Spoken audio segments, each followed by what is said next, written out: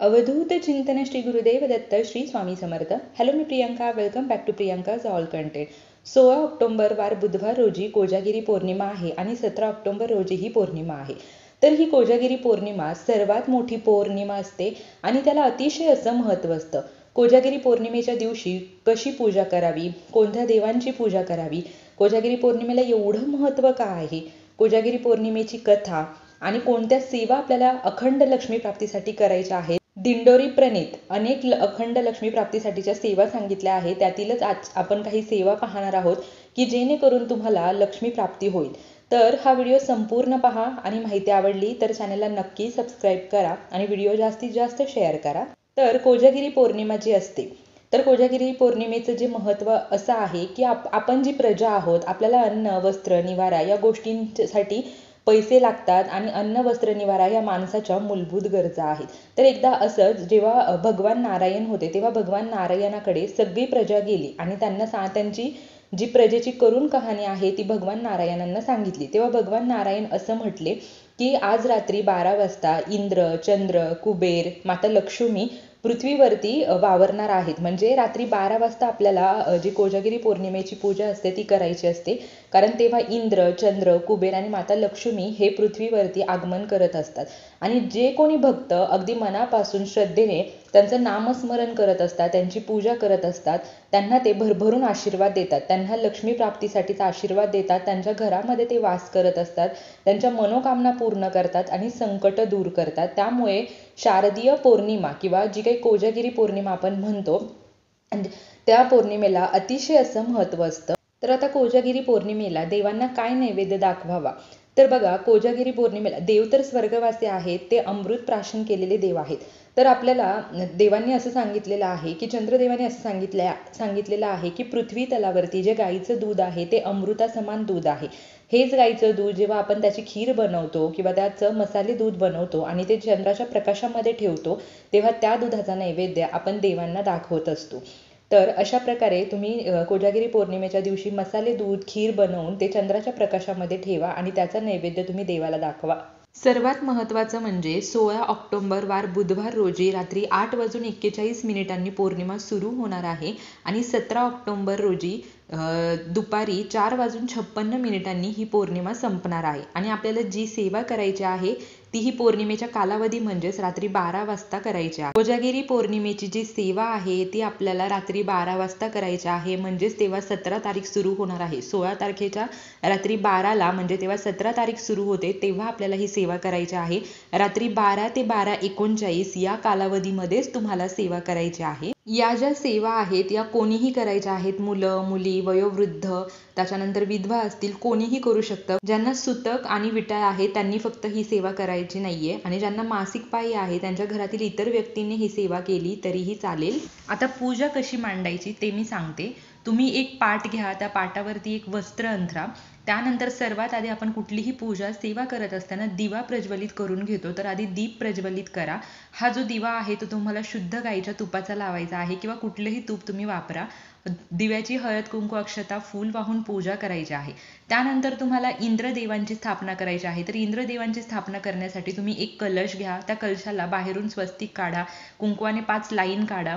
त्यानंतर त्याच्यामध्ये 1 रुपया आणि 1 सुपारी टाकून घ्या आणि वरती तुम्हाला आंब्याची डहाळी, आंब्याची 5 पाने ठेवायची आहेत. त्यावरती नारळ ठेवायचं नाहीये आणि हे इंद्राचं प्रतीक म्हणून याची तुम्हाला पूजा करायची आहे या कलशाची. तुम्हाला लक्ष्मी आणि कुबेर देवांची स्थापना करायची आहे. तुम्ही नागिनची पाने घ्या. 2 पानं एकावर एक असं 2 पानं तुम्हाला ठेवायची आहे आणि दुसरीकडे एकावर एक अशी 2 पानं तुम्हाला ठेवायची आहेत. एकावरती तुम्ही लक्ष्मी माता म्हणून 1 सुपारी आणि दुसऱ्या 2 पानांवरती तुम्ही कुबेर देवाची 1 सुपारी ठेवायची आहे. जर तुमच्याकडे लक्ष्मी मातेची मूर्ती, फोटो असेल तर त्याचीही तुम्ही स्थापना करू शकता आणि कुबेर देवांची जर मूर्ती असेल तर कुबेर देवांची मूर्तीचीही स्थापना करू शकता. पण जर तुमच्याकडे मूर्ती नसेल, फोटो नसेल तर तुम्ही सुपारी ठेवायची आहे. नागिनीची पानं ठेवा, त्यावरती थोड्याशा अक्षता टाका आणि मग तुम्ही त्यावरती सुपारी ठेवायची आहे. मूर्ती ठेवा, फोटो ठेवा, त्याच्या खाली आधी अक्षता टाकून मगच ठेवायचा आहे. तुमच्याकडे जर श्रीयंत्र असेल तर ते श्रीयंत्र तुम्ही लक्ष्मी स्वरूपात ठेवू शकता. कुबेर यंत्र असेल तर ते कुबेर यंत्र तुम्ही कुबेरच्या रूपामध्ये ठेवू शकता असं. आणि जर तुमच्याकडे काहीच नसेल तर सुपारीच्या रूपामध्ये तुम्ही त्याची स्थापना करू शकता. हळद कुंकू अक्षता फुलं वाहून तुम्हाला विधिवत पद्धतीने पूजा करायची आहे. त्यानंतर चंद्रदेवांची स्वरूप म्हणून किंवा चंद्रदेवांची प्रतिमा म्हणून तुम्ही अक्षता घ्या आणि त्याने गोल काढा, तो झाला चंद्रदेव. त्याचीही तुम्हाला पूजा करायची आहे. त्यानंतर सर्व देवी देवतांची पूजा करून घ्या. त्यानंतर आपल्याला सर्वात आधी इंद्रदेवाची पूजा करायची आहे. तुम्हाला कुठला मंत्र येत नसेल तर ओम इंद्रदेवाय नमः, ओम इंद्रदेवाय नमः असं म्हणत तुम्ही पूजा करू शकता. त्यानंतर माता लक्ष्मीला ओम श्री महालक्ष्मी नमः, ओम श्री महालक्ष्मी नमः असा मंत्र जप करत हळद कुंकू अक्षता फूल वाहून तिची पूजा करून घ्यायची आहे. ओम श्रीम कुबेर देवताय नमः, ओम श्रीम कुबेर देवताय नमः या मंत्राचा जप करत कुबेर देवांची पूजा करून घ्यायची आहे. जेव्हा तुम्ही देवाला नैवेद्य दाखवणार आहात तेव्हा त्या नैवेद्यावरती तुळशीपत्र अर्पण करायला विसरू नका, कारण तुळशीपत्र असेल तरच देव नैवेद्य ग्रहण करत असतात. आणि जेव्हा तुम्ही हा दुधाचा नैवेद्य दाखवणार आहात तेव्हा तुम्हाला एक मंत्र म्हणायचा आहे. हा मंत्र मी स्क्रीनवरती दाखवते. ऋण रोगादी दारिद्र्य अपमृत्यू भय शोक मनस्ताप नाशयंतु मम सर्वदा. हा जो मंत्र आहे तो मंत्र म्हणून तुम्हाला नैवेद्य दाखवायचा आहे. तर सर्वात महत्त्वाचं म्हणजे काय की आपल्याला रात्री 12 ते 12:39 या कालावधीमध्ये सेवा करायची आहे. त्यामुळे ही जी पूजा मांडणी आहे ही पूजा मांडणी तुम्ही रात्री 10-11 वाजता करून ठेवा, म्हणजे 12 वाजता डायरेक्टली तुम्हाला लगेचच सेवेला सुरुवात करता येईल. आणि कोजागिरीचा अर्थच असा आहे की रात्री जागरण करून सेवा करणं.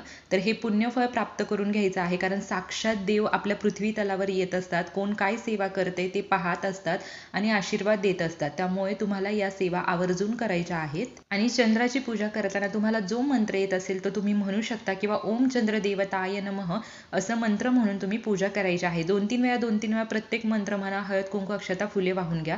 आणि नैवेद्य म्हणून तुम्हाला सांगितल्याप्रमाणे गाईचं दूध, जे की आपल्या पृथ्वी तलावरील अमृत आहे, आणि हेच अमृत जेव्हा चंद्राचे प्रकाशाची किरण त्याच्यावरती पडतात तेव्हा ते अमृतत्व तयार होतं, आणि हेच तुम्हाला नैवेद्य म्हणून देवाला दाखवायचं आहे. आता सेवा काय करायच्या हे मी तुम्हाला ओरली तर सांगणारच आहे, पण डिस्क्रिप्शन मध्ये पण देणार आहे. त्यामुळे तुम्ही डिस्क्रिप्शन बॉक्समध्ये पण नक्की चेक करा.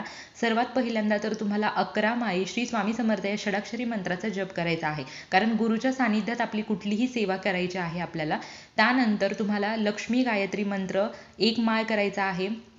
विष्णू गायत्री मंत्र 1 माळ करायचा आहे. कुबेर मंत्र 1 माळ जप करायचा आहे. 16 वेळा श्री सुक्तचा पाठ करायचा आहे. आणि जे व्यंकटेश स्तोत्र आहे ते तुम्हाला एकदा पठण करायचं आहे. या सर्व सेवा तुम्हाला डिस्क्रिप्शन मध्ये मिळून जातील. आणि भगवद्गीतेचे 15 अध्याय तुम्हाला पठण करायचे आहेत. तर तुम्हाला वाटेल की आता ही सेवा तर खूप मोठी आहे, आणि 12 वाजेपासून तर 12:39 मिनिटांपर्यंतच तुम्हाला ही सेवा करायची आहे. थोडंसं पुढे गेलं तरीही चालेल.